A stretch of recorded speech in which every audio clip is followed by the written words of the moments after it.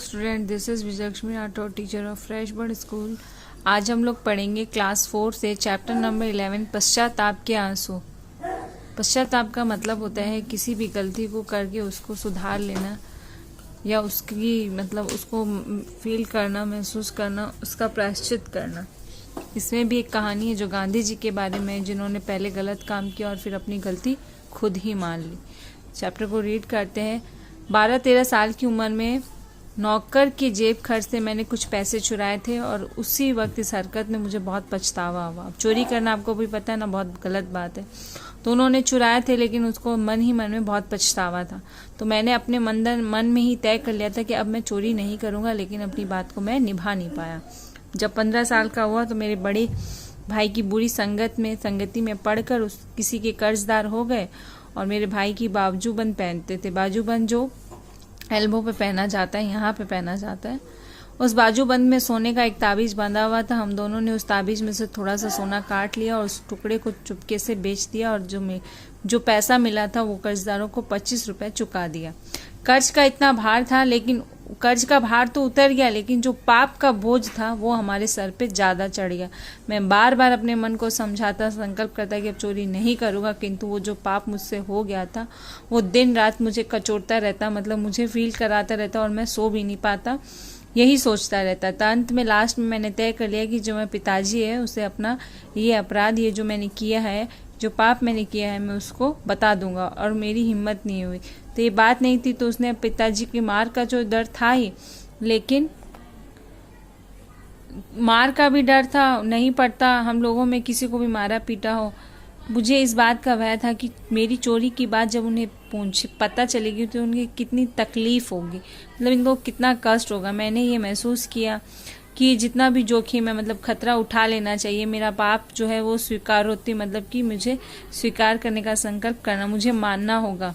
और उसी के लिए उन्होंने छुटकारा नहीं, मैंने ये तय कर लिया कि मैं सब कुछ जो है ना अपने पिताजी को लिख कर बता दूंगा और उन्हें क्षमा याचना कि सॉरी बोल दूंगा। और उन्होंने एक पत्र लिखा, उसमें सारी बातें लिखकर अपने पिताजी को कांपते हुए हाथों से पकड़ा दिया। इस पत्र में न केवल उन्होंने अपराध जो किया था वो स्वीकार किया, बल्कि यह भी लिख दिया कि मुझे इसके लिए भरपूर सजा दी जानी चाहिए। अंत में मैंने ये प्रार्थना की कि मेरे अपराध के लिए वे अपने आप को सजा ना दे। पत्र मैंने ये वचन भी दिया कि मैं भविष्य में कभी भी चोरी नहीं करूँगा। जब पिता उनके अस्वस्थ थे, बीमार थे, एक चारपाई पर लेटे हुए थे। पत्र पकड़कर चारपाई के पायदाने पर बैठ गया। पत्र देखकर पिताजी भी चारपाई पर बैठ गए। उन्होंने प्रारंभ से अंत तक, शुरू से लेकर लास्ट तक लेटर को पढ़ा। नेत्रों से, आंखों से झरझर आंसू बहने लगे। पत्र भी भीग गया। एक क्षण उन्होंने आंखें बंद की, मूंद ली, होता है बंद कर ली, और गहरे विचार में खो गए।